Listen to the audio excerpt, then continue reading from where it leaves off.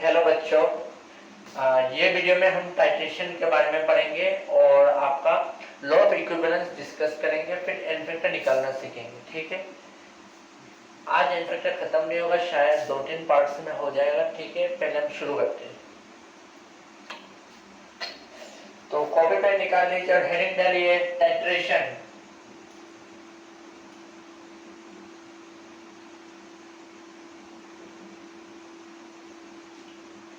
देखिए, सिंस एक वीडियो है, प्रैक्टिकल क्लासरूम नहीं है। प्रैक्टिकल क्लासरूम होता तो मैं आपको और अच्छे से बता पाता। ठीक है, सपोज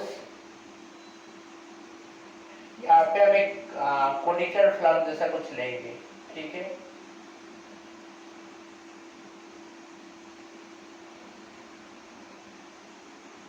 ठीक है, एक कोनिकल फ्लैग लेंगे और इसके ऊपर क्या रखेंगे, ब्यूडेट। ये आपने प्रैक्टिकल में किया है।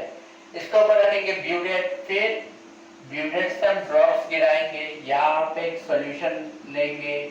मतलब टाइट्रेशन में क्या करते हैं, टाइट्रेशन में आप ब्यूडेट आप वो गूगल करके ब्यूडेट कैसा होता है, ऐसे ऊपर हम लगाते हैं। ठीक है, ब्यूडेट में आप वो सॉल्यूशन रखते हैं जिसका स्ट्रेंथ हमें निकालना होता है, और फिर ये फ्लक्स में हम 5 ml या 10 ml सॉल्यूशन पिपेट आउट करते हैं जिसका कंसंट्रेशन हमें निकालना होता है।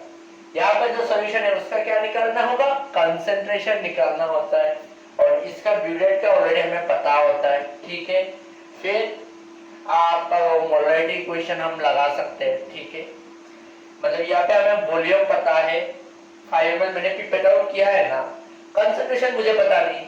ठीक है, जो आपका ब्यूडेट में रखा हुआ सॉल्यूशन उसका कंसंट्रेशन पता है, और कितना ml गिराओगे वो तो पता ही चलेगा, क्योंकि वो एक उसका मेजर कर सकते हैं। ठीक है, वही चीज समझ पड़ने वाली। केमिस्ट्री में जो सॉल्यूशन कोनिकल फ्लास्क में लेते हैं जिसका कंसंट्रेशन हमें डिटरमाइन करना होता है, उसको हम क्या बोलते हैं बच्चों, एनालाइट या टाइटर। ठीक है, यहां तक किसी को कोई डाउट नहीं होना चाहिए। ब्यूरेट में जो सॉल्यूशन रखते हैं उसको हम बोलते हैं टाइट्रेंट।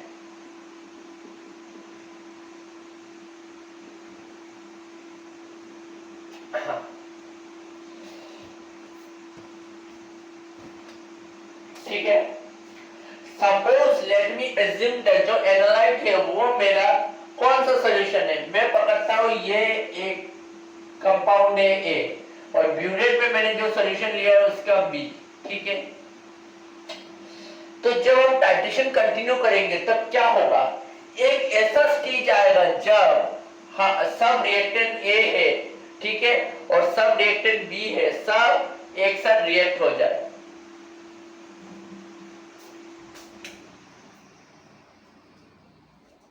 एक ऐसा स्टेज आएगा बच्चों जहां पे रिएक्टेंट ए और रिएक्टेंट बी कंप्लीटली रिएक्ट हो जाए। उस पॉइंट को हम क्या कहते हैं, इक्विवेलेंस पॉइंट। क्या कहते हैं, इक्विवेलेंस पॉइंट। तो आप कॉपी में इक्विवेलेंस पॉइंट बोल के हेडिंग डालिए।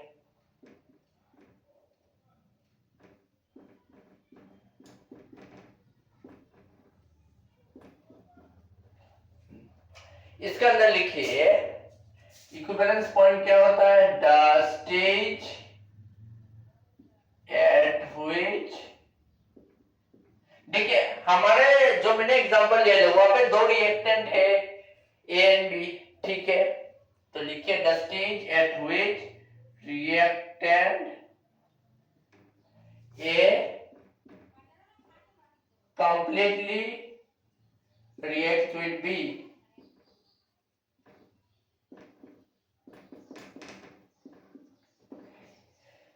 एक ऐसा स्टेज आएगा जब रिएक्टेंट और प्रोडक्ट कंप्लीटली रिएक्ट हो जाएंगे, उस स्टेज को हम बोलेंगे इक्विवेलेंस पॉइंट। ठीक है, इक्विवेलेंस, सपोज रिएक्शन, मतलब मैंने ए का सपोज ए मोल्स लिया है, बी का बी मोल्स लिया है, इन दोनों रिएक्शन करके सी मोल्स सी बनेगा और डी मोल्स डी बनेगा, ये मैं एज्यूम कर रहा हूं। ठीक है, लेकिन ऐसा कुछ रिएक्शन आप बोलोगे, अब मैं अगर आपको पूछूं आप क्वेश्चंस कैसे करोगे, ठीक है। आप बोलोगे सर मोल्स इन दोनों का बराबर होना चाहिए, नहीं नहीं नहीं, वो कभी नहीं होगा। मतलब जो मोल्स ऑफ ए कंज्यूम, मतलब इस टाइट्रेशन में आपका जो मोल्स ऑफ ए कंज्यूम होगा ये इक्वल भी हो सकता है और नॉट इक्वल टू भी हो सकता है मोल्स ऑफ बी कंज्यूम्ड।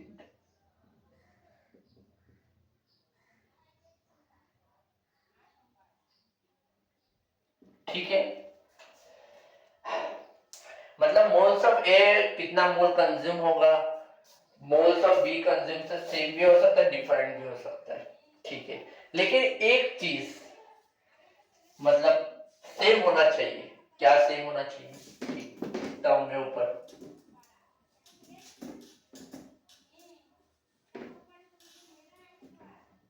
देखिए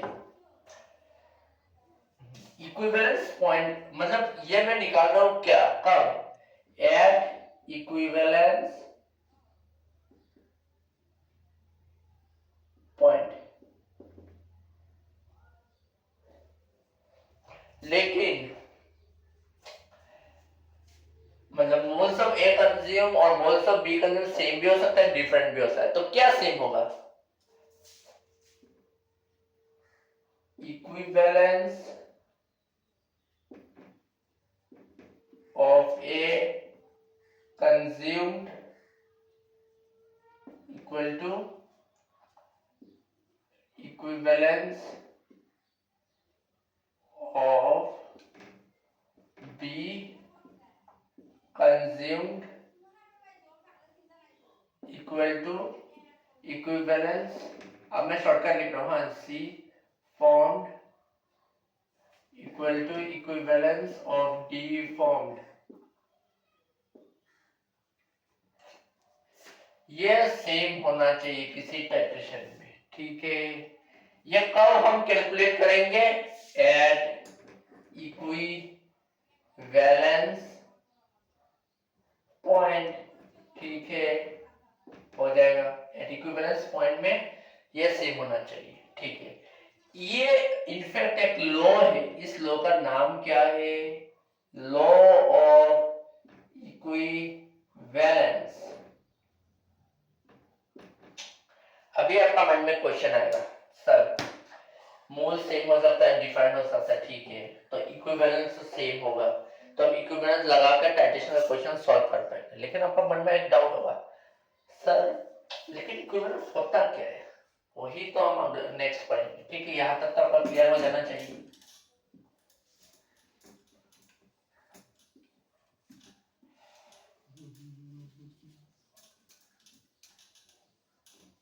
ठीक है,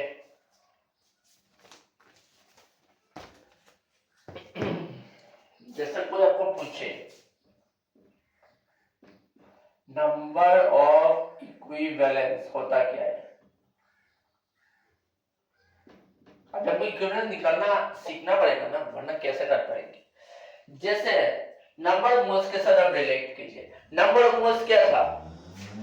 गिवन मास बाय मोलर मास, ये था ना आपका number of moles given mass by molar मास। हम सब बेसिक कांसेप्ट्स ऑफ केमिस्ट्री में पढ़ चुके हैं ये चीज। तो नंबर ऑफ इक्विवेलेंस क्या होगा? गिवन मास बाय मोलर मास नहीं होगा, यहाँ पे क्या होगा? Equivalent mass. ठीक है, यहाँ तक क्लियर? तो इक्विवेलेंट ये फॉर्मूला लगाएंगे, given mass by equivalent mass. Given mass को मैं m से डिनोट करूंगा, इक्विवेलेंट मास को मैं e से डिनोट करूंगा, इससे मेरा नंबर ऑफ इक्विवेलेंस आ जाना चाहिए। ठीक है, नाउ आपका क्वेश्चन होगा सर ठीक है इक्विवेलेंट तो हम निकाल लेंगे, गिवन मास पता क्वेश्चन में दिया होगा, इक्विवेलेंट मास ये होता क्या है? ये अरे ये कुछ नहीं होता है। वेयर मतलब इक्विवेलेंट मास मतलब E इक्वल टू m मतलब molar mass bye n factor. ठीक है, n फैक्टर मतलब क्या होता है बच्चों? इसका और एक नाम जो बुक्स में यूज किया जाता है वैलेंसी फैक्टर। क्या फैक्टर? Balance factor.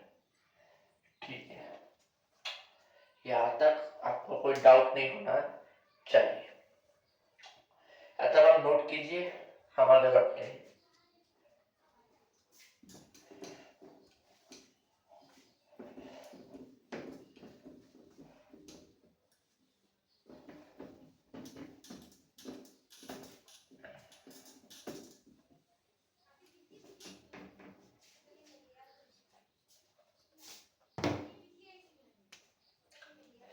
मतलब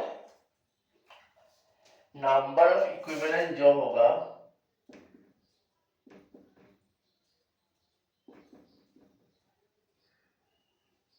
तो क्या होगा, given mass by equivalent mass. ठीक है, ठीक है, given mass by equivalent mass. देखो,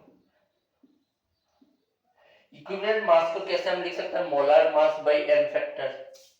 ठीक है, तो मोलर मास में ऐसा डिनोट करो बाय एन फैक्टर। ये ऊपर चला जाएगा, जाएगा या नहीं?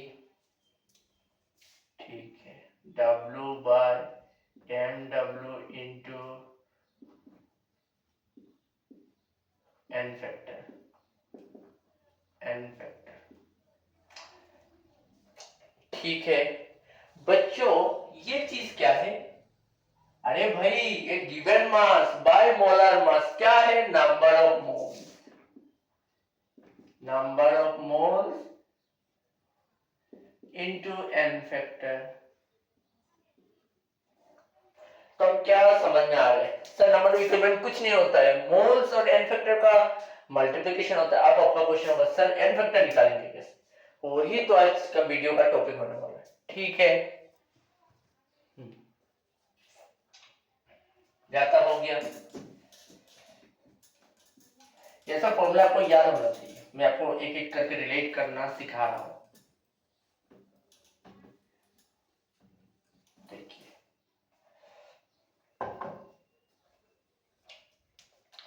जैसे मोलरिटी क्या था, number of moles of solute bye volume of solution in litres, वैसे और एक टर्म केमिस्ट्री में डिफाइन होता है क्या, नॉर्मेलिटी। नॉर्मेलिटी ये क्या है, एन से डिनोट करेंगे। पहले हमने लिखा था number of moles of solute ना, उसके जगह अभी हम लिखेंगे number of equivalents of solute bye volume of solution, किसमें, लीटर्स में। ठीक है, अब देखिए नंबर ऑफ इक्विवेलेंस मतलब क्या।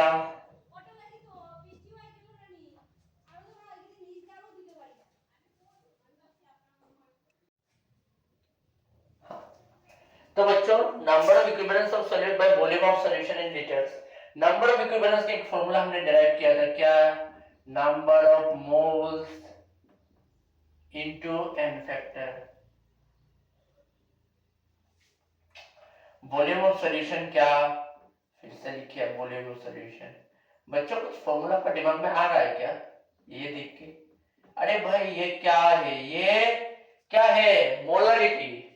तो नॉर्मलिटी मतलब क्या, मोलरिटीज और एन फैक्टर को आप मल्टीप्लाई कीजिए, आसान चीज है, आपको पता होना चाहिए सब।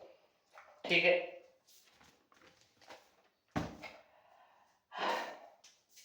देखिए मैं यहाँ पे कंटिन्यू कर रहा हूं,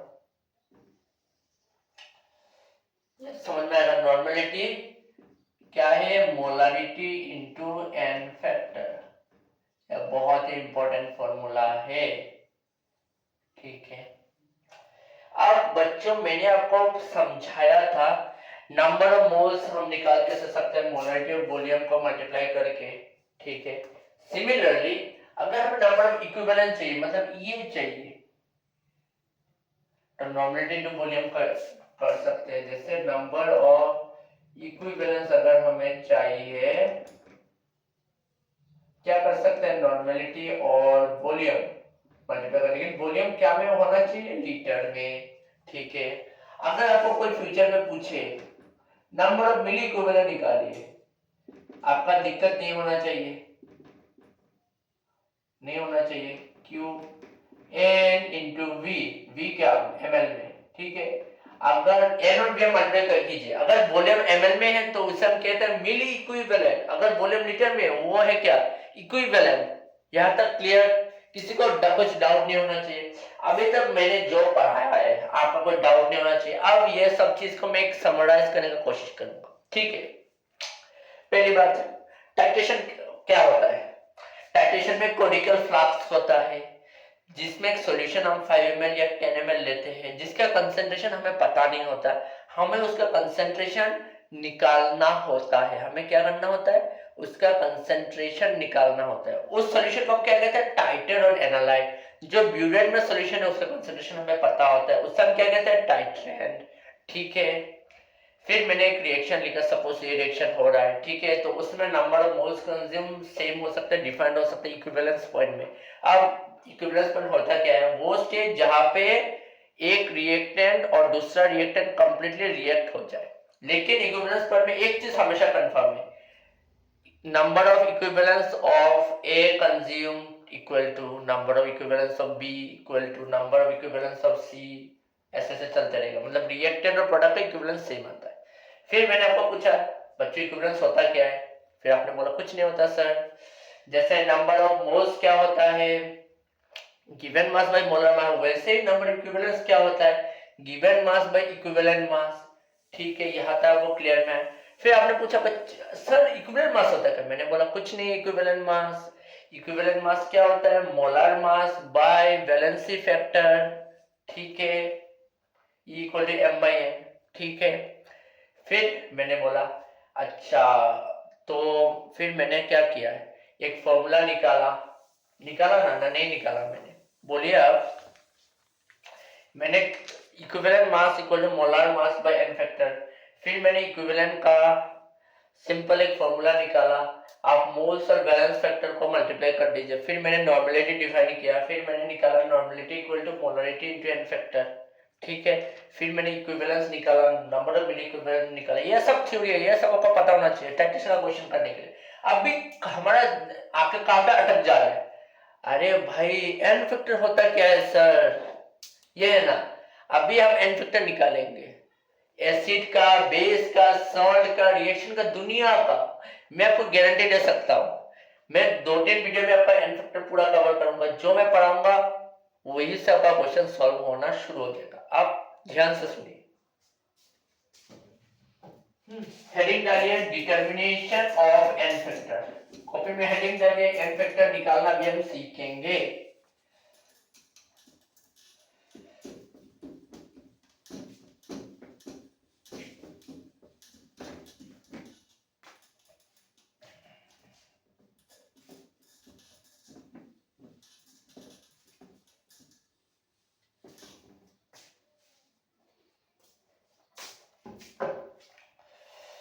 लिखिए डिटर्मिनेशन ऑफ एन फैक्टर। ठीक है, ठीक है,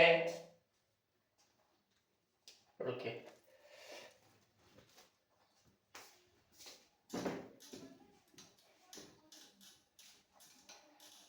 अभी देखिए हम कैसे करते हैं।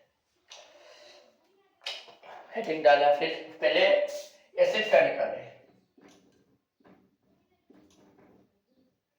एसिड का एन फैक्टर। एसिड का एन फैक्टर की एक डेफिनेशन लिखिए।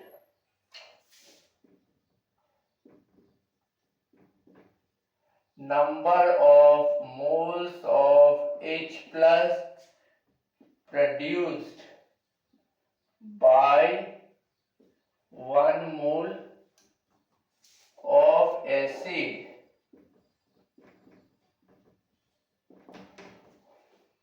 number of moles of H plus produced by 1 mole of acid। अब मैं कुछ एग्जांपल लेके आपको समझाने का कोशिश करता हूँ। जैसे HCl, HBr, HI, HNO3, इसमें जब ये सपोज ये पानी में डिसोशिएट किया, क्या आया H प्लस और Cl माइनस, कितना H प्लस निकल रहा है, एक।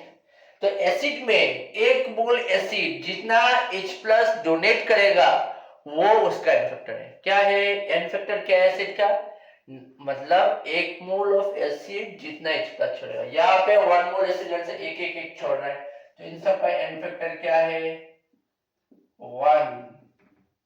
ठीक है, ठीक है। इन एसिड जिनका एन फैक्टर 1 है उसको हम क्या कहते हैं, मोनोप्रोटिक और मोनोबेसिक एसिड।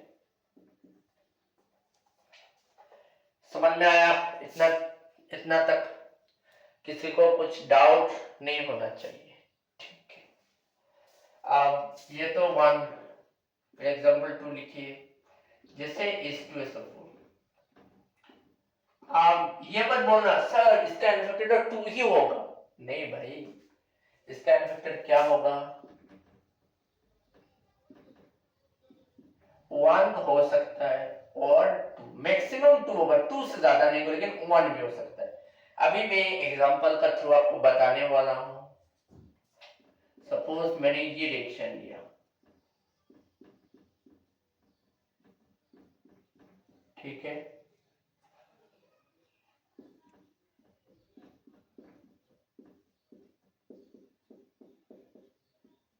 ठीक है, यहाँ पे ये और ये आप कंपेयर कीजिए।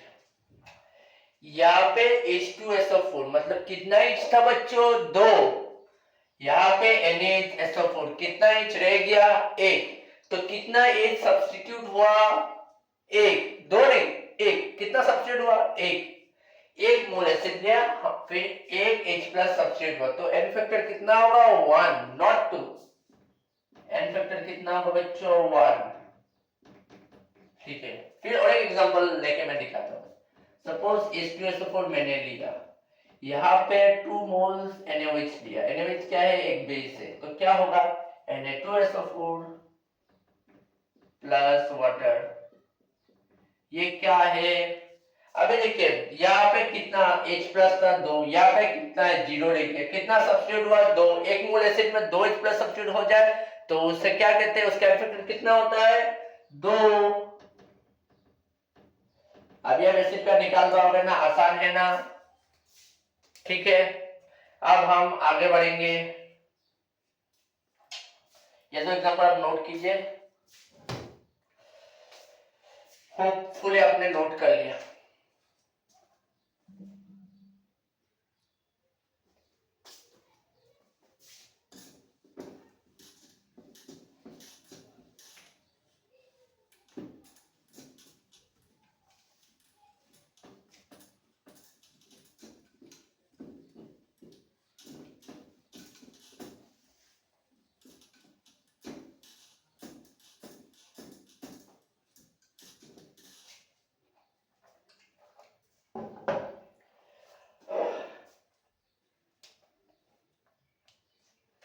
सपोज और एक एग्जांपल 3 लेता हूं, एसिड में H3PO4, इसका तो हम अभी बता दोगे, अरे सर ये तो इजी है।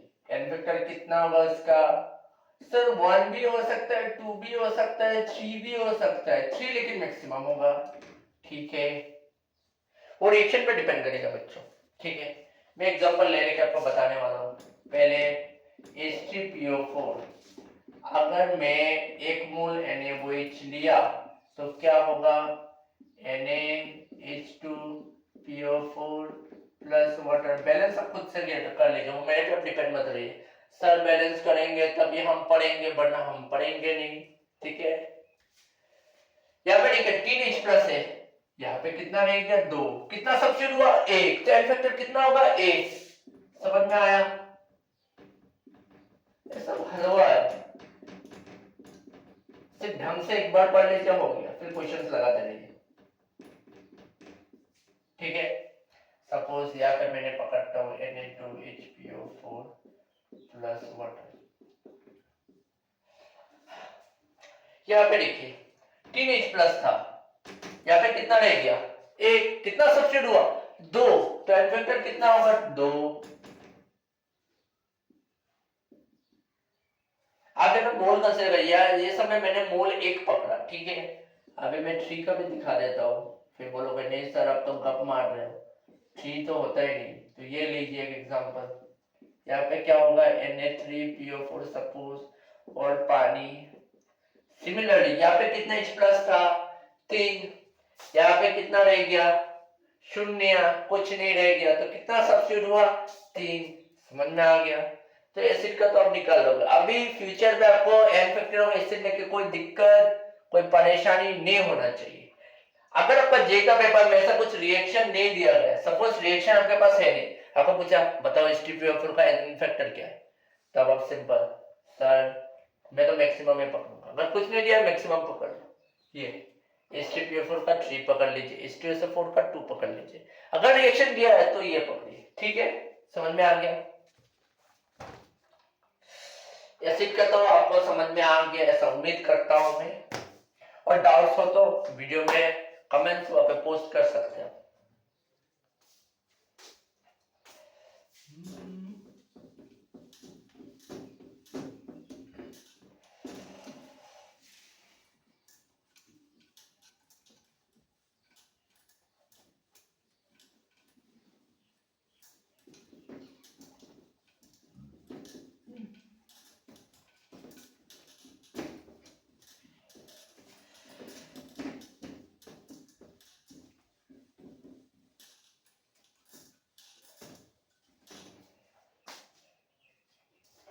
अब हम क्या पढ़ेंगे बच्चों, बेस का।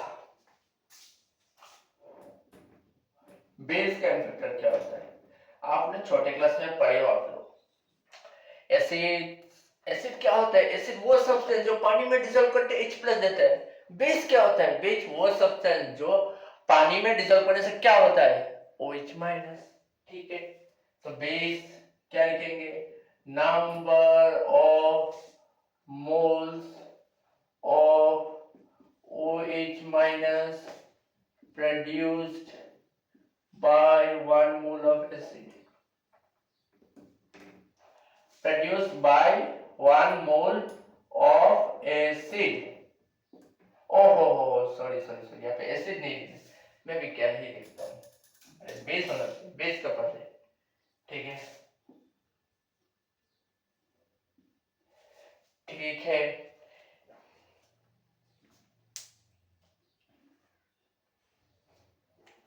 अब एग्जांपल लेता हूं मैं, जैसे NaOH, KOH, ठीक है। इन सब का n फैक्टर कितना होता है बच्चों, देखिए देखने में पता ही चल रहा है, एक OH है तो n फैक्टर क्या होगा, 1, ठीक है। फिर ZnOH2, MgOH2, यहाँ पे कितना OH है, 2, तो मैक्सिमम n फैक्टर कितना होगा, 2, 1 और 2, मैक्सिमम 2 होगा। फिर आप बोलोगे सर मैक्सिमम से 2 ही हो सकता है, उससे ज्यादा नहीं हो सकता, बिल्कुल हो सकता है। FeOH3 ले लीजिए, इसका n फैक्टर कितना है, 1, 2 और 3 मैक्सिमम, ठीक है। इजी है, इजी है ये सब मजा तो आएगा ऑक्सीडाइजिंग रिड्यूसिंग एसिड का, ठीक है। सपोज अब मैं रिएक्शन का थ्रू समझने का थोड़ा कोशिश करता हूं। सपोज ये रिएक्शन हो रहा है, KOH, ठीक है, और KCl आप कंपेयर कीजिए, यहाँ पे एक OH था, यहाँ पे कुछ नहीं था, तो n फैक्टर के कितना OH सब्स्टिट्यूट किया मैंने, एक, तो n फैक्टर कितना होगा इसका, एक। HCl का भी आप कंपेयर कर सकते हैं, ये और ये, यहाँ पे एक H था, यहाँ पे कुछ भी नहीं था, तो ये भी n फैक्टर होगा, ठीक है।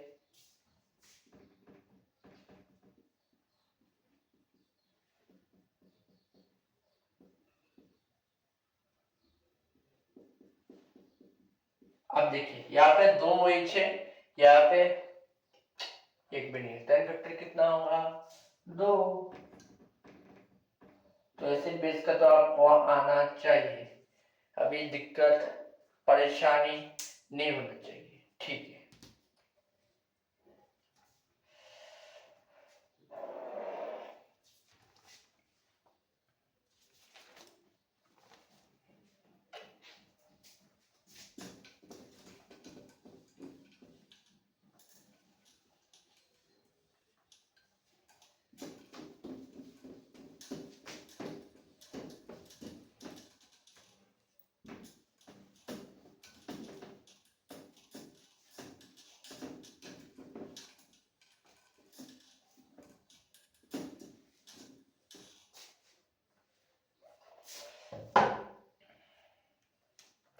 अभी हम पढ़ेंगे एम्फोथेरिक सब्सटेंसेस का इन्फेक्टर। क्या सब्सटेंस एम्फोथेरिक, ये क्या है एम्फोथेरिक? आपने कभी सुना है क्या? सर हम तो पढ़ाई करते ही नहीं, हम कैसे सुने, आप बता दीजिए, है ना। आपने छोटे क्लास में पढ़ के आए हो एम्फोथेरिक ऑक्साइड, पढ़े हो एम्फोथेरिक क्या, जो डुअल नेचर देता है, धोगलापन करता है। भाई मैं तुम्हारा भी सगा नहीं हूं, तुम्हारा भी सगा नहीं हूं, किसी का वो होता नहीं। मैं केमिस्ट्री का टर्म्स में क्या बोलूं, substances that behave both as acid as well as base, both as acid as well as base, जो किसी का भी सगा नहीं हुआ वही एम्फोथेरिक सब्सटेंस। अब पूछोगे सर इसका एग्जांपल बता दीजिए कुछ, तो मजा आ जाए। लो फिर आपका क्वेश्चन होगा सर एन फैक्टर निकालेंगे कैसे, वही तो हमें सीखना है, ठीक है।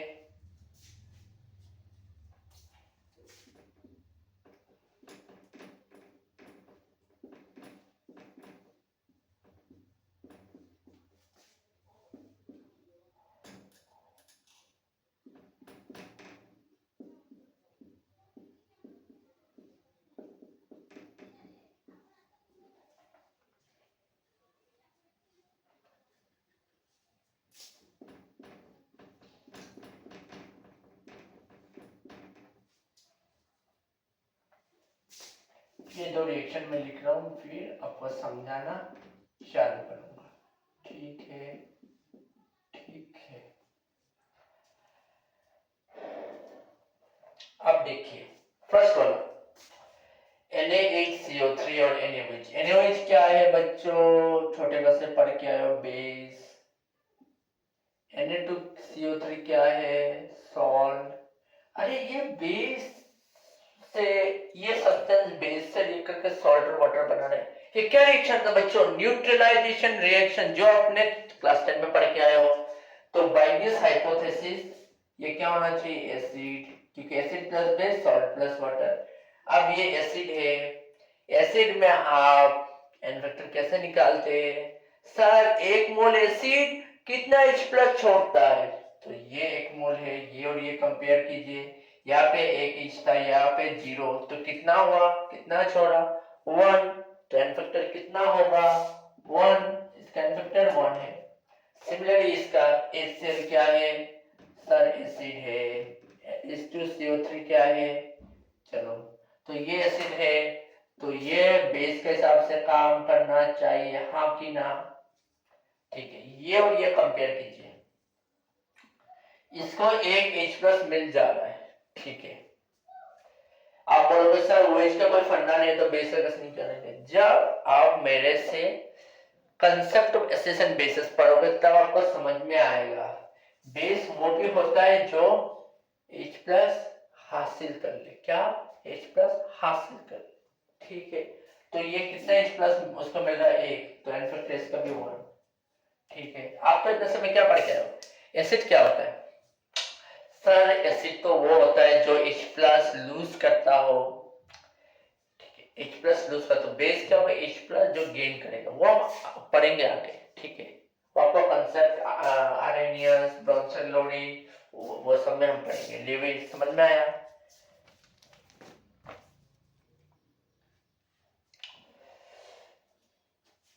अभी देखो, इसका तो मैंने दिखा दिया, एस एसिड भी वन होता है, एस बेस भी वन होता है। ठीक है, अब दूसरा एग्जांपल जो है वो हम समझने का कोशिश करेंगे। ये मेरा कर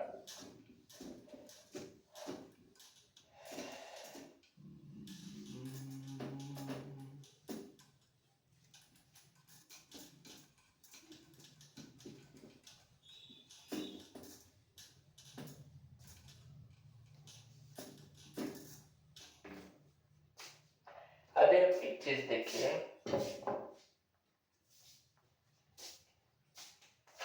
अगर NH2PO4 का काम करते हैं, ये एसिड का हिसाब से भी काम कर सकते हैं, ये बेस का भी हिसाब से काम कर सकता है। इसके पास Na1 है जो ये क्या कर सकता है, लूज कर सकता है, तो बेस के हिसाब से तो एन फैक्टर कितना होगा, 1। ठीक है, एसिड इसके पास कितना एच है, 2, तो 2 ये लूज कर सकता है, मतलब एन फैक्टर 1 भी हो सकता है, 2 भी हो सकता है, लेकिन 2 मैक्सिमम होगा। तो ऐसे निकालते हैं। एम्फोथेरिक सब्सटेंस में अगर आपको एन फैक्टर निकालना है, एस एसिड आप देखिए कितना H प्लस है, जैसे यहाँ का H प्लस कितना है, 1। ठीक है, H प्लस कितना है, 1 है, तो एन फैक्टर 1। इसका एन फैक्टर 2 होगा एस एसिड, क्योंकि H 2 है, मतलब 1 या 2 मैक्सिमम, मैं वही बोल रहा हूँ। अगर आपको एस बेस निकालना है तो देखिए मेटल आयन जो है वो कितना है, यहाँ पे मेटल आयन 1 है तो एन फैक्टर 1, यहाँ पे मेटल आयन 1 है तो एन फैक्टर 1। समझ में आया एम्फोथेरिक में कैसे निकालते हैं? ठीक है, अब मेटल आयन के रेस्पेक्ट में क्वेश्चंस करें आप, कोशिश कीजिए, तब आपका हलवा हलवा लगेगा। अब बोलोगे सर आप ऐसे मुंह से बोलोगे, हम मानेंगे नहीं, हमको तो एग्जांपल चाहिए। ठीक है,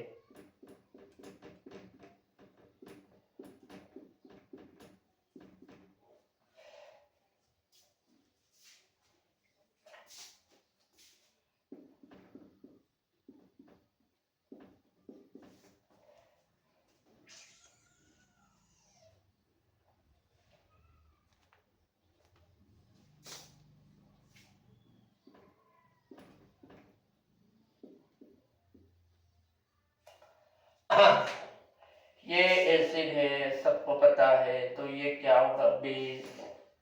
ठीक है, इसने कितना H प्लस गेन किया, 8 पर मोल ऑफ बेस, तो एन फैक्टर इसका 1 होगा।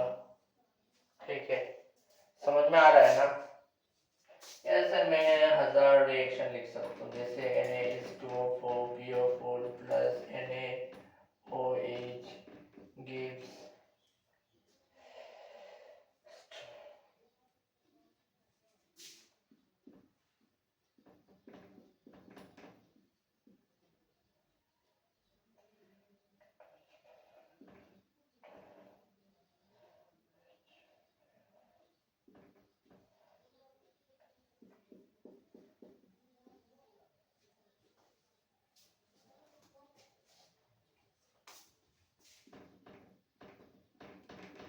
फिर 2 मोल NaOH के साथ रिएक्ट करूंगा,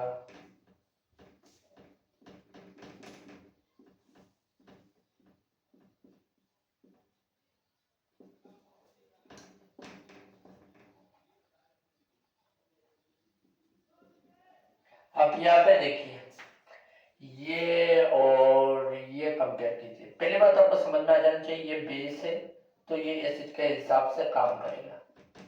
देखिए यहाँ पे 2H प्लस था, यहाँ पे 1 हो गया, मतलब 1 लूज के, तो इसका फैक्टर कितना होगा, 1। इसमें अगर देखते हैं हम, इसमें 2H प्लस था, दोनों लूज कर दिया, यहाँ पे नहीं है H, तो दोनों लूज किया, तो एन फैक्टर कितना होगा, 2। ठीक है, अब तो यहाँ तक तो आपको समझ में आ जाना चाहिए। हमने अभी तक क्या क्या निकाला, N factor of acid base, ये सब एग्जाम में तो पूछा नहीं जाएगा, पूछा तो जाएगा ऑक्सीडाइजिंग रिड्यूसिंग एजेंट का। वही मैं तो रियल खे, ठीक है, आप ये नोट कर लिया, आगे हम बढ़ते हैं।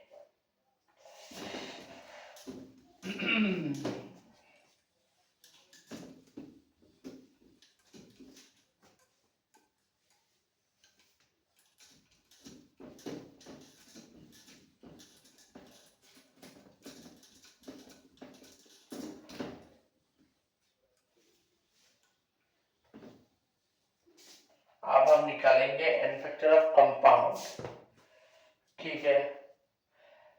हमने अभी तक क्या क्या किया, एसिड का निकाला, बेस का निकाला और क्या का निकाला बच्चों, एसिड निकाला, बेस निकाला और एम्फोटेरिक कंपाउंड का, तीन का निकाल दिया। अभी चौथा देखिए कंपाउंड का,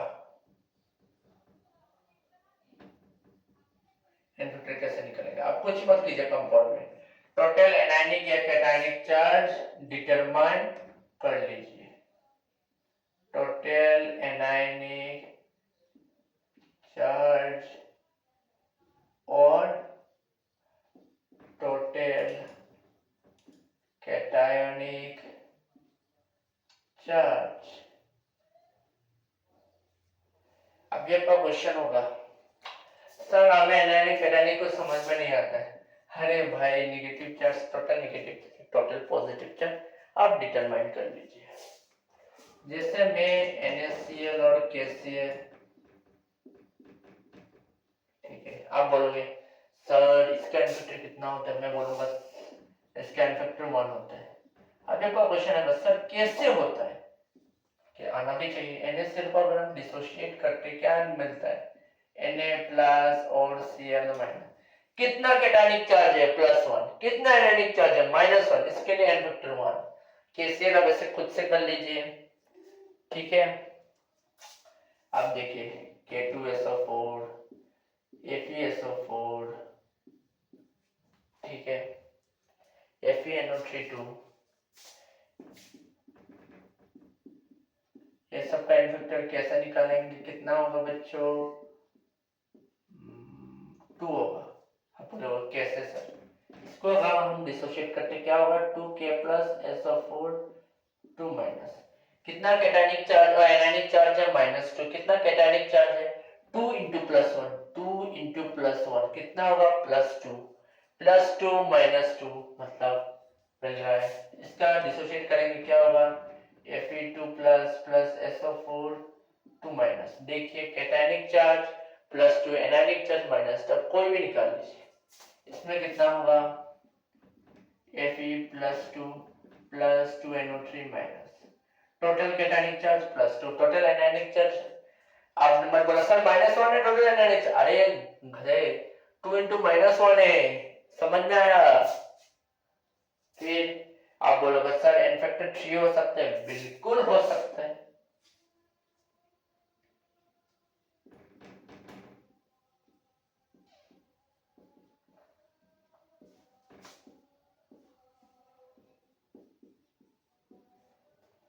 ये डिसोशिएट करेंगे, Fe +3 Cl minus, total cationic charge कितना +3, टोटल एनायनिक चार्ज कितना -3।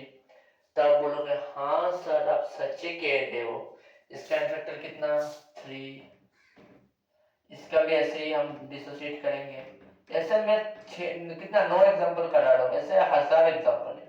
कैटायनिक चार्ज +3, एनायनिक चार्ज -3, ये आपको जो मजा आए करे, एक ही निकाल लीजिए, काम हो गया। समझ में आया, आया ना आपका, ये है एन फैक्टर ऑफ कंपाउंड। आगे फ्यूचर में आपको एन फैक्टर ऑफ कंपाउंड को लेके कोई दिक्कत परेशानी नहीं होना चाहिए, ठीक है।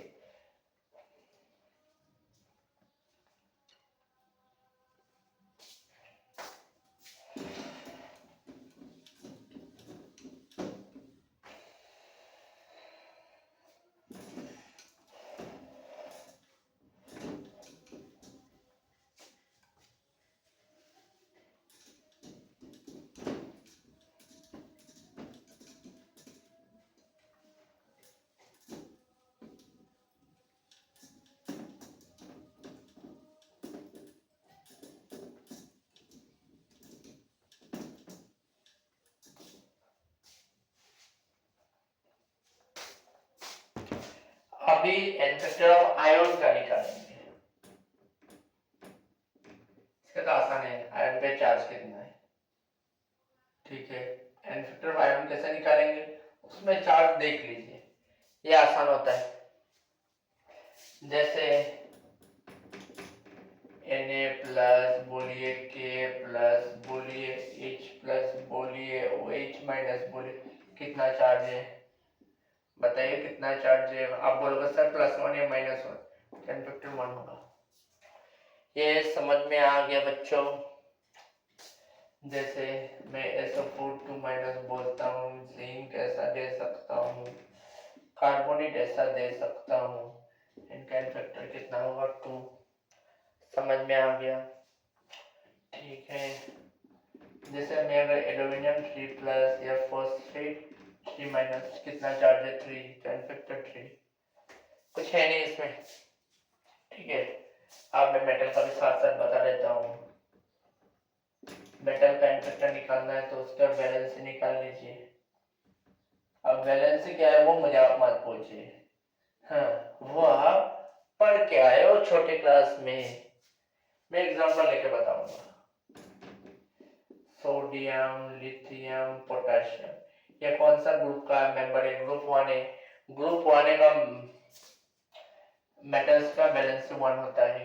ठीक है, जैसे lithium, sodium, potassium, rubidium, caesium, हेलिना रब से, हेलिना करे रब से फरियाद। ठीक है, इन सब का बैलेंस 1 होता है, ये तो आपको पता होना चाहिए बच्चों। जिंक और मैग्नीशियम, मैग्नीशियम ग्रुप 2 का है तो इसका n फैक्टर 2 होता है हमेशा। एल्यूमिनियम को पता है 3 होता है। आयरन, आयरन का फिक्स नहीं है, 2 भी हो सकता है 3 भी हो सकता है, ये सब आपको पता होना चाहिए।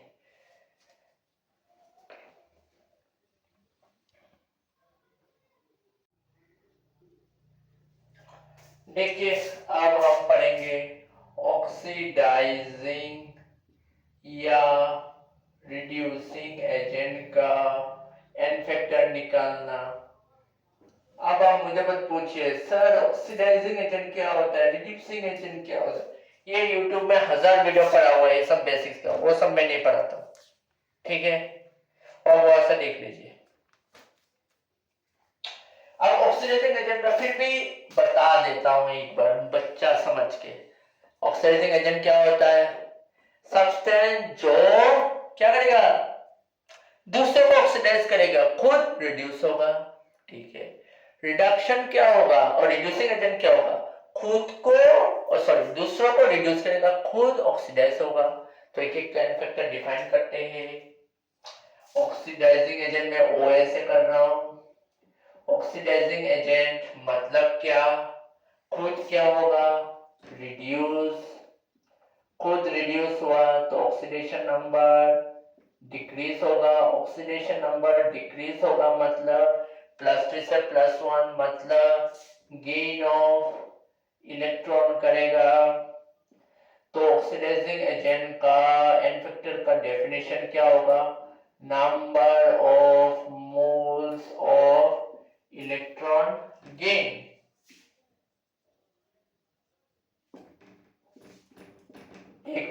एक मोल कितना गेन कर रहा है, पर मोल ऑफ सब्सटेंस। ठीक है, आपका क्वेश्चन होगा सर रिड्यूसिंग एजेंट के लिए क्या है, सेम कंसेप्ट लगाइए। रिड्यूसिंग एजेंट दूसरों को रिड्यूस करेगा, खुद ऑक्सीडाइज होगा, खुद ऑक्सीडाइज हुआ मतलब ऑक्सीडेशन नंबर बढ़ेगा, ऑक्सीडेशन नंबर बढ़ेगा मतलब लॉस ऑफ इलेक्ट्रॉन, क्योंकि नहीं से पॉजिटिव चार्ज कैसे बढ़ेगा, मतलब इसका होगा रिड्यूसिंग एजेंट का number of moles of electron lost पर मोल ऑफ सब्सटेंस। अभी आपका क्वेश्चन होगा सर आप समरी क्या लिख सकते हो, दोनों देखिए, दोनों में डेफिनेशन सेम है, एक में गेन एक में लॉस्ट। तो ऑक्सीडेशन या रिड्यूसिंग एजेंट का हम ऑक्सीडेशन और एंड वेक्टर कैसे निकालते हैं? नंबर ऑफ इलेक्ट्रॉन्स गेन्ड और लॉस्ट पर मोल ऑफ सब्सटेंस। आपका एंड वेक्टर का ये फॉर्मूला कोई भी किताब में आपको मिलेगा नहीं, जो मैंने निकाला है। क्या है? Number of moles of electrons gained या लॉस्ट, मतलब आप लिखिए change in number of electron divided by number of moles. बच्चों समझ में आया ना? नहीं आया?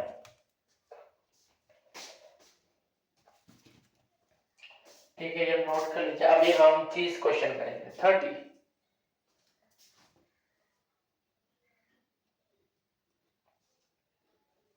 30 क्वेश्चन करेंगे। कितने? 30।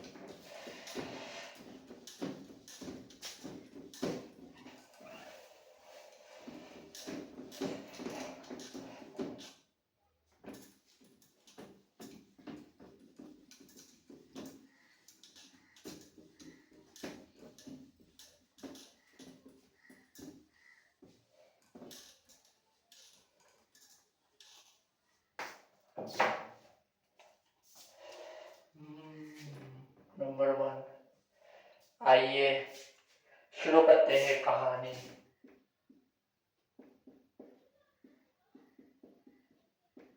ठीक है, इसका अगर कोई एन को मैं एन लिखूंगा, इसका कितना इलेक्ट्रॉन चेंज हो रहा है देखिए।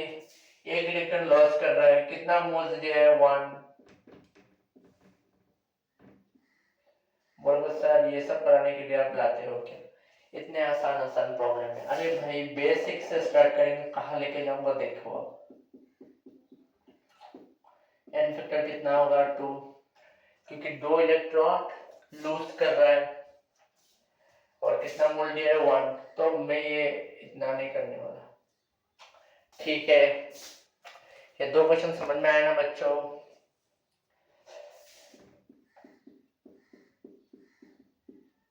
इसका एन कितना होगा बच्चों? 1 मोल दिया है, 3 लूज कर रहा है।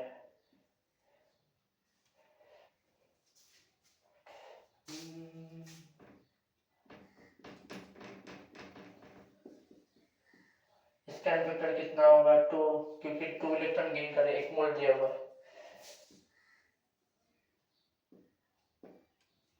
ठीक है, ये अच्छा क्वेश्चन थोड़ा बहुत है। अभी मैं धीरे लेवल बढ़ाऊंगा। इसका एन कितना होगा? Cl माइनस कितना इलेक्ट्रॉन चेंज किया? 2। कितना मोल्स दिया हुआ है? Cl माइनस 2, तो एन फैक्टर 1, ये 2। समझ में आया?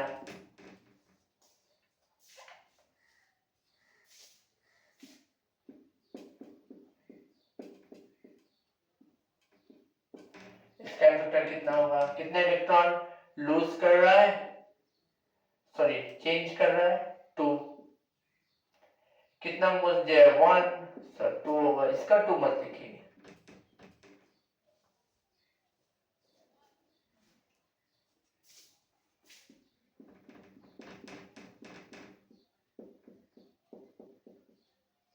इसका एन फैक्टर कितना होगा?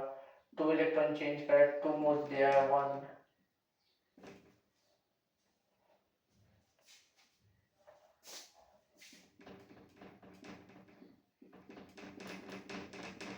इसका एन फैक्टर कितना होगा? कितना चेंज कर रहा है? 2। कितना मोल्स? 1। ये आप नोट कर लीजिए।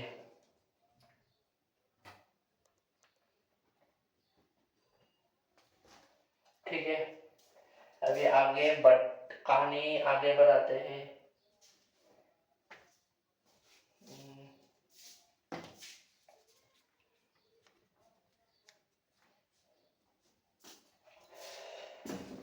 धीरे धीरे डिफिकल्टी बहुत बढ़ने वाला है, बहुत बढ़ने वाला है। अभी मजा आ जाएगा। तभी मैं अभी जैसे 2 मिनट में 8 क्वेश्चन करा दी। हाँ, ऐसा तो नहीं होने वाला।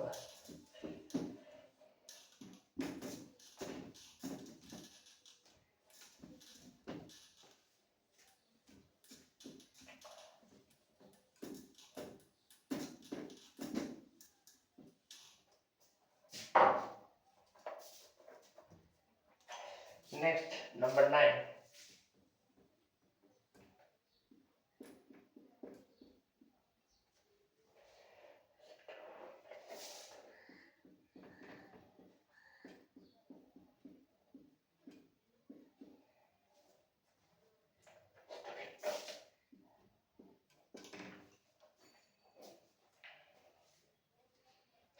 इसका एन फैक्टर निकालना है। कितना इलेक्ट्रॉन लूज किया? 2। कितना मोल्स? 2। मैं इसका निकाल रहा हूँ ना, 2 दिया है, 1 नंबर 10।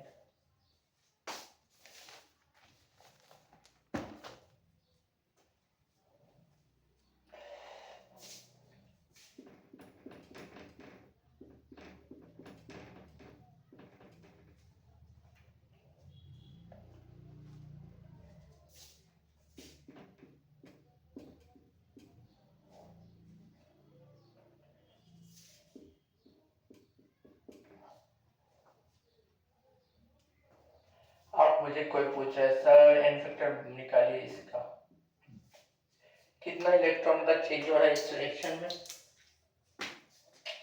सर 2। कितना मोल्स दिया है ऑक्सीजन? हाफ, तो कितना होगा? 4। देखा आपने मेरा फॉर्मूला कितना काम कर रहा है। अगर मैं यहाँ पे आपको पूछूं इक्विवेलेंट मास निकालिए O2 का, आप क्या करेंगे? Equivalent mass molar mass by equivalent mass equal to molar mass by N factor. N factor कितना है? m/4। मोलर मास इसका कितना है? 32/4 8। देखा आपने मैथ, इसलिए हम पढ़ रहे हैं। ये इक्विवेलेंट मास आता है कभी कभी जी में, इसके लिए हम इतना मेहनत कर रहे हैं।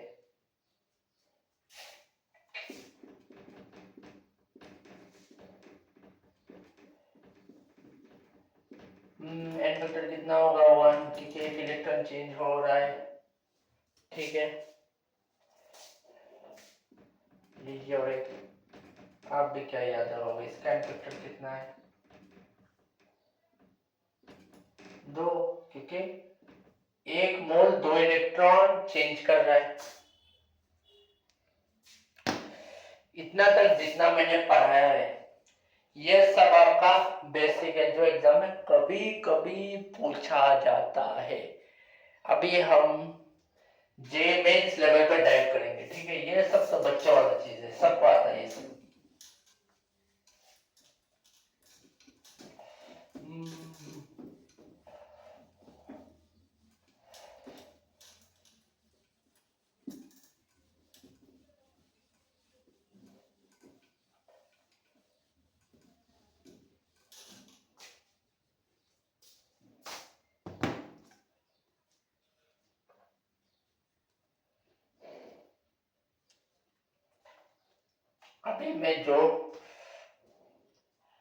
अभी हम जो क्वेश्चन करेंगे इसमें ये कोई किताब में तो दिया नहीं गया है, लेकिन मैं ये बताता हूँ बच्चों को।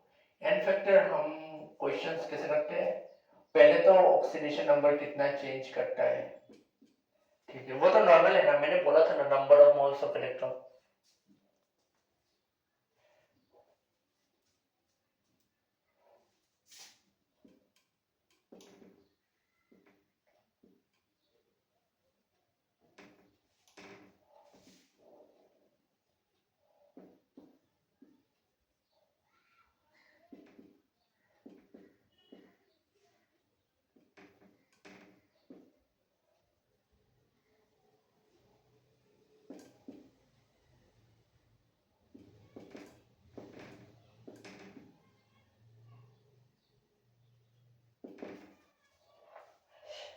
अब पूछोगे ये क्या है? एन फैक्टर निकालने के लिए हम ऑक्सीडेशन नंबर का चेंज निकालते हैं, उससे मल्टीप्लाई करते हैं इनटू नंबर ऑफ मोल, मतलब कितना एटॉम प्रेजेंट है 1 मोल ऑफ द सब्सटेंस जिसका एटॉमिक ऑक्सीडेशन नंबर चेंज हो रहा है। सर आप क्या पढ़ा रहे हो, कुछ समझ में नहीं आ रहा है सर? धीरज रखो, अभी एक क्वेश्चन पढ़ाऊंगा, सब समझ में आ जाएगा। B2O5, सपोज ये VO हो रहा है। ठीक है, अब इसका B2O5 का एन फैक्टर निकालना मुझे है। पहले इसका ऑक्सीडेशन नंबर निकालेंगे। VO में इसका -2, इसका +2। B2O5 में इसका ऑक्सीडेशन नंबर 2x -10 0, तो x होगा 5 +5। तो मैंने क्या बोला, एन फैक्टर अभी हम कैसे निकालेंगे? Change in oxidation number. Oxidation number कितना चेंज हो रहा है? +5 से +2, 3 का change, into number of moles of atoms present in 1 mole of the substance whose oxidation number is changing। यहाँ पे 1 मोल B2O5 में कितना मोल बनेंगे हमें? 2, तो 2 से मल्टीप्लाई करोगे। समझ में आया ना? 2 क्यों मल्टीप्लाई हुआ? क्योंकि 1 मोल B2O5 में 2 B2 के एटम्स है। ठीक है।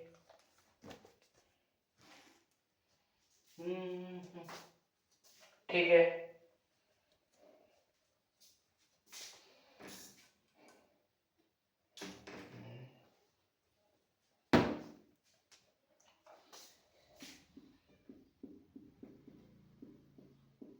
सपोज इसका एन फैक्टर निकालेंगे, I2 का 0 होता है, इसका -1, तो कितना चेंज हो रहा है बच्चों? -1 और सॉरी माइनस साइन मत लीजिए, 1 का चेंज हो रहा है। 1 मोल I2 में कितना, मतलब आयोडीन के एटम्स है सर? 2 है, तो एन फैक्टर 2। या आप लोग गलती करते हो एग्जाम में, समझ में आया? फिर इसका देखो,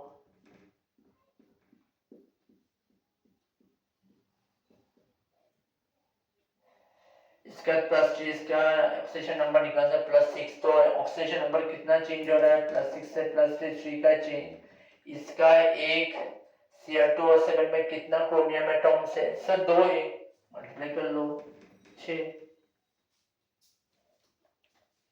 बच्चों समझ में आ रहा है ना?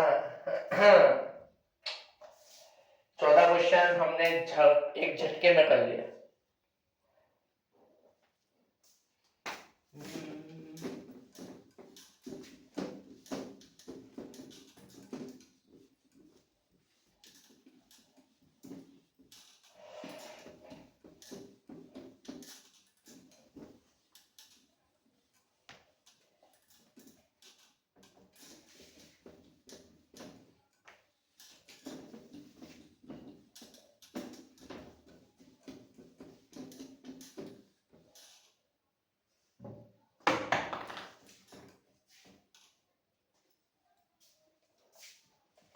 अब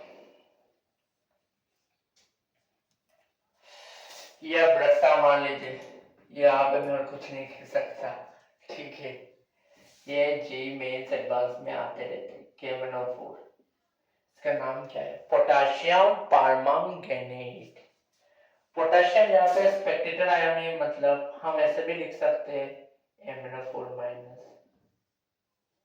इसका बहुत ही इंपॉर्टेंट रट्टा मार लीजिए। एन फैक्टर नहीं, क्या बनता है पहले इसका ये रिएक्शन अगर हम एसिडिक मीडियम में कराते हैं तो क्या बनता है? Mn2+। अगर ये रिएक्शन हम न्यूट्रल या माइल्ड बेसिक में कराते हैं, क्या माइल्ड बेसिक, और तीसरा वाला हाईली बेसिक में कराते हैं, इसमें बनेगा Mn4+, या में बनेगा Mn6+। अब ऐसे याद कर सकते हैं। ठीक है, Mn2+ का एग्जांपल क्या ले सकते हैं? MnCl2। Mn4+ का MnO2, Mn6+ का K2MnO4। इसका Mn का ऑक्सीजन नंबर कितना है? +7। यहाँ पे +7 से +2 जा रहा है 1 मोल के लिए। एन फैक्टर कितना होगा यहाँ पे? 5। यहाँ पे एन फैक्टर कितना होगा? 7 से 4 3 का चेंज, यहाँ पे 7 से 6 1 का चेंज। ठीक है, अभी एग्जाम में सपोज ये रिएक्शन दिया गया है ऊपर वाला, आपको पूछा इक्विवेलेंट MnO4- का क्या होगा? आप लिखोगे E=m/5। यहाँ पे मैं बोलूंगा, आप लिखोगे E=m/3। इस रिएक्शन के लिए बोलूंगा E=m/1। ऐसा समझ में आया? बेसिक बेसिक चीज है। ठीक है, ये चीज आपको याद आना चाहिए। और एक चीज आप याद कर लीजिए, बाकी मैं और कुछ याद करने को बोलूंगा नहीं। ये क्या, इसको क्या बोलते हैं? Oxalate ion. ठीक है, ऑक्सैलिक एसिड से आता है। इसका रिएक्शन नंबर एसिडिक मीडियम में क्या? CO2 होता है। अब एन फैक्टर रखने मत बैठिए बच्चों, बम्बू निकल जाएगा। इसका कार्बन डाइऑक्साइड का कार्बन ऑक्सीजन नंबर +4 होता है, इसका हम निकालेंगे -2, 2x -8, तो 2x होगा +6, x प्लस 3 प्लस 3 से प्लस 4 हो रहा है, मतलब एक का चेंज। एक ऑक्सिलेट आयन में कितना कार्बन है? 2, तो 2 से मल्टीप्लाई करेंगे। It's too easy.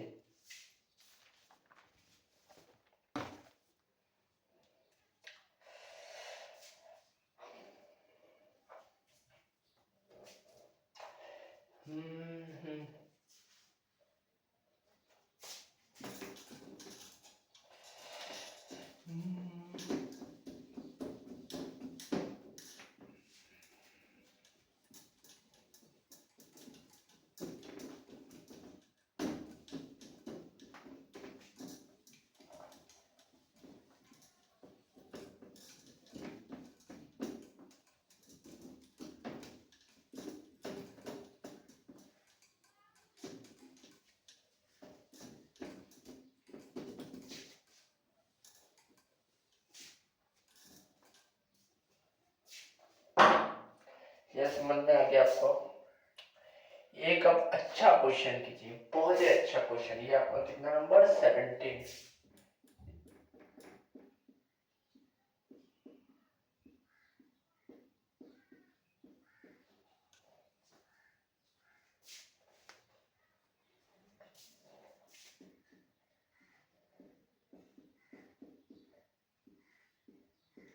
Acidic medium आपको पूछा गया, इसका इक्विवेलेंट मास निकालिए।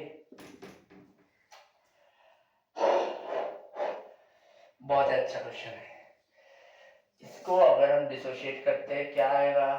Ba2 plus MnO4 minus 2 MnO4 minus.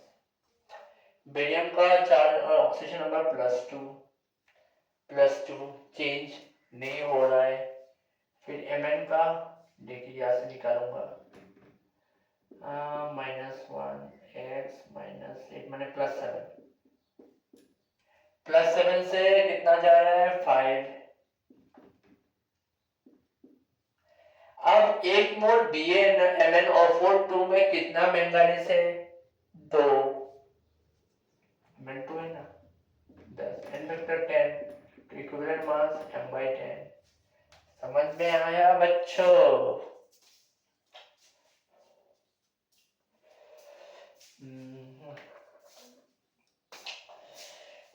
अभी हम अपना लेवल थोड़ा बढ़ाएंगे, ठीक है?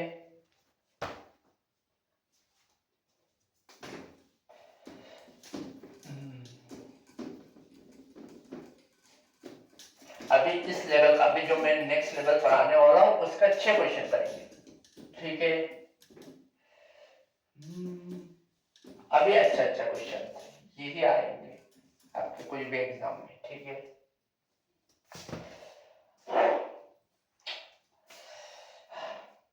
अभी तक हमने क्या पढ़ा है? एक कंपाउंड में एक ही एलिमेंट अपना ऑक्सीडेशन नंबर चेंज कर रहा है।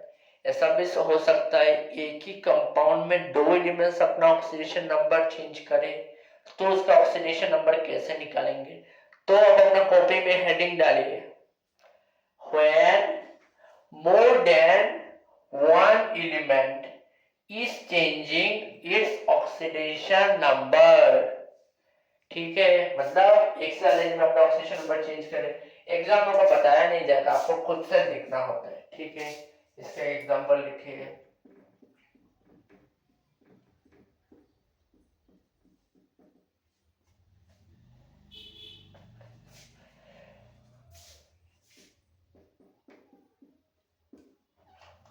मैंने आपको एक चीज याद करने को बोला था, ऑक्सिलेट का आयन का -2 चार्ज होता है, बोला था ना?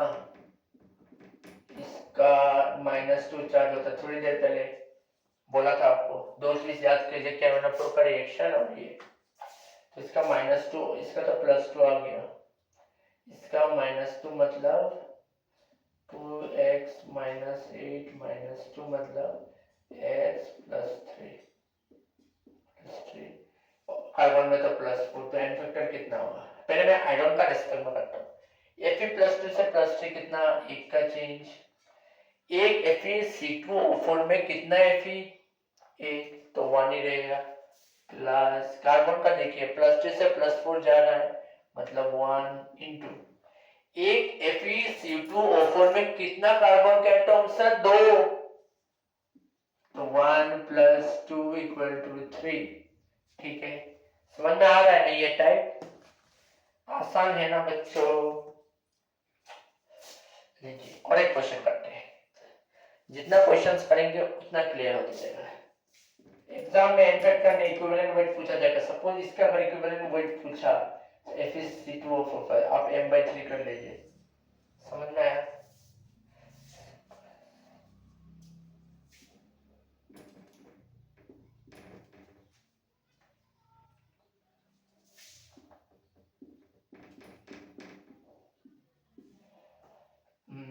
ये तो +4, ये -2, ये -2, ये +1, ये आप निकाल लीजिए। आपका एन फैक्टर कितना हुआ? देखिए 1 से 2 एक का चेंज, लेकिन एक CO2S में कितना CO है? 2 प्लस -2 से +4, -2 से +4 कितने का चेंज है? -2 से देखिए -1 0 1 2 3 4 6 का चेंज 8। समझ में आया बच्चों? लीजिए और एक क्वेश्चन मेरे तरफ से।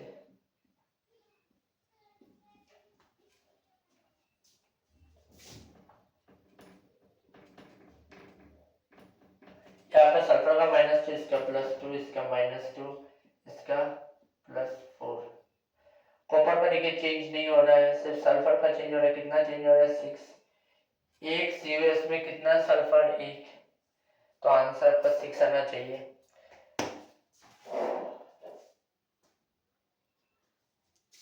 नेक्स्ट हम मूव करेंगे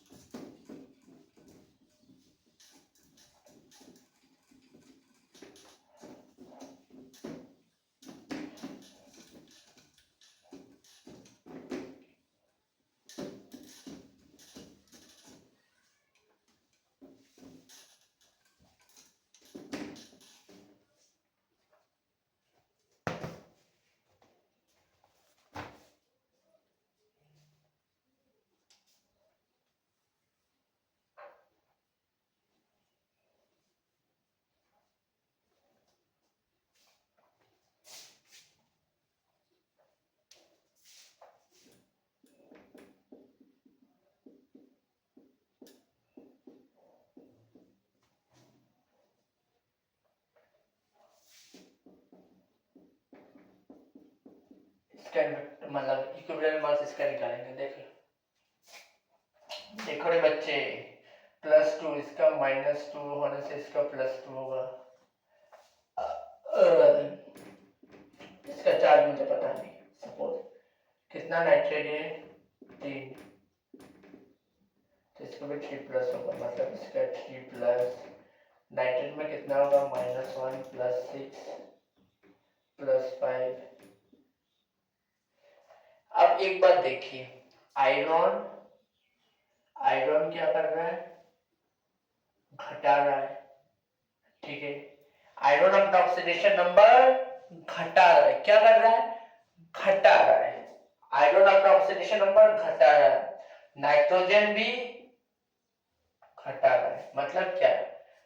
ये भी मैं बोल रहा हूं आयरन कम रहा है, नाइट्रोजन कम रहा है। ठीक है, मतलब आयरन जिस डायरेक्शन में जो कर रहा है चेंज, सेम कर रहा है। तो यहाँ पे तो हम प्लस कर रहे हैं। क्यों प्लस कर रहे हैं? क्योंकि आयरन का भी घट रहा है। आयरन का क्या हो रहा है? घट रहा है, और इसका भी घट रहा है, नाइट्रोजन का। ठीक है, दोनों का एक साथ घट रहा है, इंक्रीज नहीं हो, मतलब दोनों का डिक्रीज हो रहा है।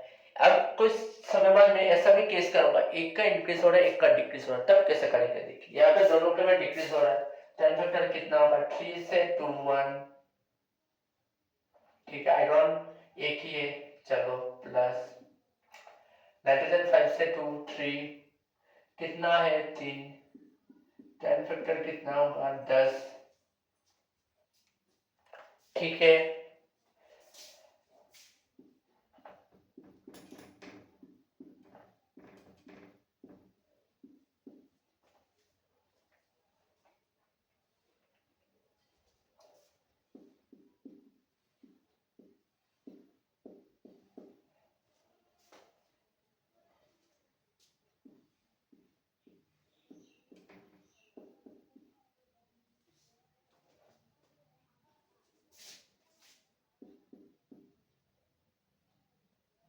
ठीक है, सल्फर का तो 2 माइनस होगा, तो -6 3 प्लस। यहाँ पे भी देखिए आर्सेनिक का बढ़ रहा है, सल्फर का बढ़ रहा है, दोनों बढ़ रहा है, तो प्लस होगा। समझ में आ रहा है ना, इसका भी इंक्रीज हो रहा है और इसका भी इंक्रीज हो रहा है। तो 3 से 5 2 का इंक्रीज, कितना आर्सेनिक है 2 प्लस सल्फर 2 से 6 -2 से 6 मतलब 8 का चेंज, कितना सल्फर है 3 28। हाँ हाँ, तुक्का मारोगे फंसोगे फंसोगे। मैं जो उल्टा पुल्टा बोल रहा हूँ अभी, मतलब एक इंक्रीज एक डिक्रीज हो रहा है, वो अब करेंगे हम।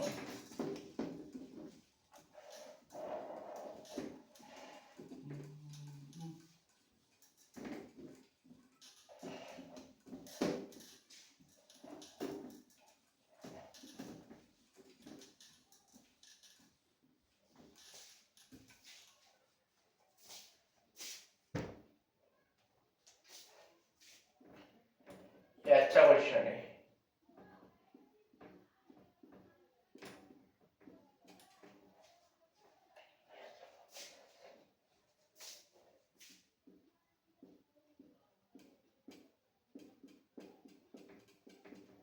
चल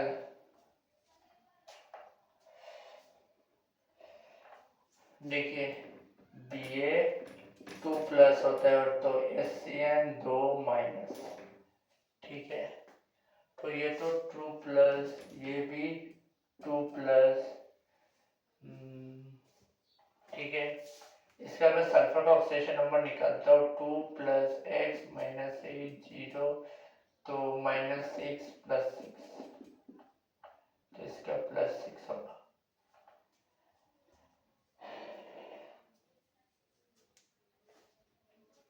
अब SCN में आप कैसे निकालोगे, ये तो दिक्कत हो गया है ना, दिक्कत हो गया ना।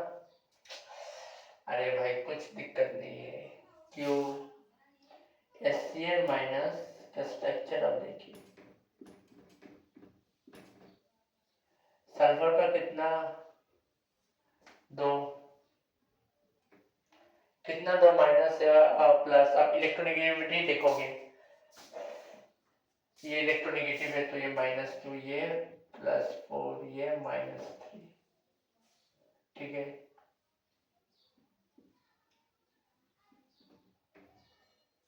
ठीक है ठीक है ठीक है, एशियन में निकालते हैं। एच का एन एक्स हम पता नहीं, नाइट्रोजन का -3, नाइट्रोजन का नॉर्मली -3 होता है, मैंने आपको बताया है। ऑक्सीजन का -2,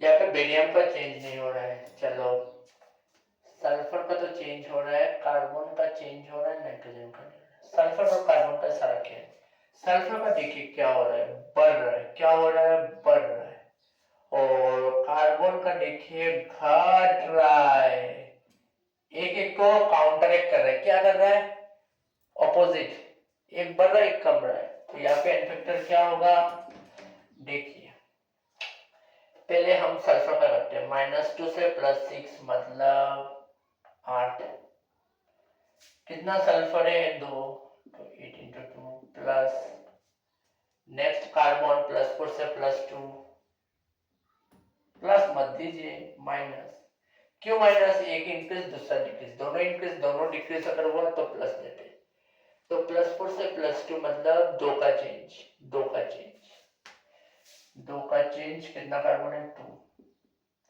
तो 16 - 4 मतलब 12। बच्चों समझ में आया,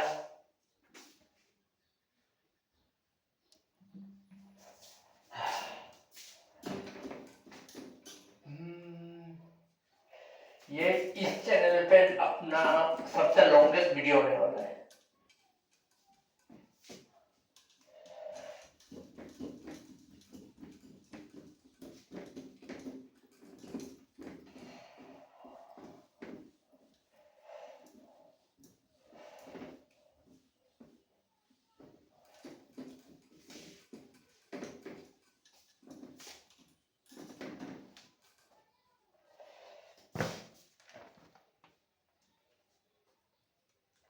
अब और 2 क्वेश्चन करेंगे, फिर ये वीडियो रैप करेंगे, ठीक है।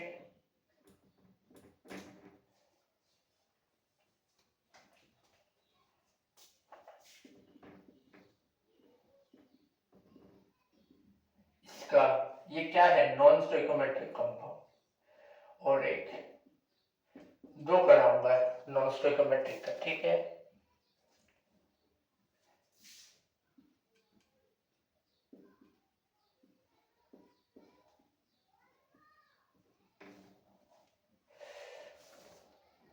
ठीक है, अगर आपको एक समझ में आया, दूसरा है, अगर दूसरा भी समझ में आया, कुछ नहीं है। पहले तो आयरन का ऑक्सीडेशन नंबर निकालूंगा, ठीक है।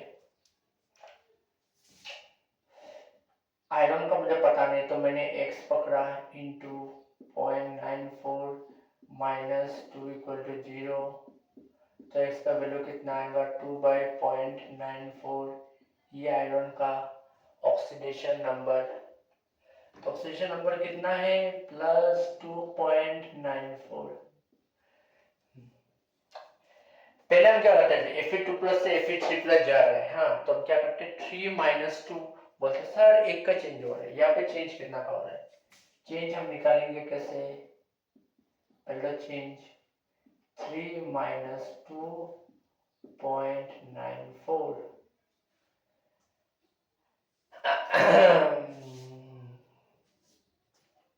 ठीक है, ये आपका चेंज है। इनटू क्या करूंगा, मैंने बोला था एक मॉलिक्यूल में इसका कितना एटम है, यहाँ पे 0.94 है, ठीक है। अभी देखिए, मैं ये ब्रैकेट का अंदर डालूंगा, 3 × 0.94 माइनस 0.94 कट जाएगा 2, तो 0.94 इंटू 3 कितना होगा, 3 4 जा 2 1 2 8 2.82 -2 मतलब 0.82 इसका एन फैक्टर है। अब इसका कैसे करेंगे, सिंपल है भाई, पहले जैसा 1.8x - 2 इक्वल टू 0, तो x होगा 2/1.8 प्लस, तो चेंज कितना होगा 2/1.8 - 2, सॉरी मैंने गलती कर दिया, फाइनल माइनस इनिशियल होना चाहिए, चेंज निकाल रहा हूँ ना, फाइनल माइनस इनिशियल इंटू कितना 1.8, क्योंकि एक मॉलिक्यूल Cu 1.8s में कितना कॉपर है 1.8, तो 2 × 1.8 - 2 3.6 - 2 1.6। उम्मीद है इतना तक आपको समझ में आ रहा है, ये सब हलवा चीज है, ठीक है। तो आज का वीडियो यहीं पे समाप्त करते हैं, ठीक है। ये टाइट्रेशन का बहुत सारा पार्ट होगा, ये एन फैक्टर का पार्ट 1 है, ठीक है। फिर नेक्स्ट और एक पार्ट आएगा एन फैक्टर का, जिसमें हम एन फैक्टर पूरा खत्म करेंगे, ठीक है। ठीक है, ठीक ठीक। Thank you for watching, hope you like it.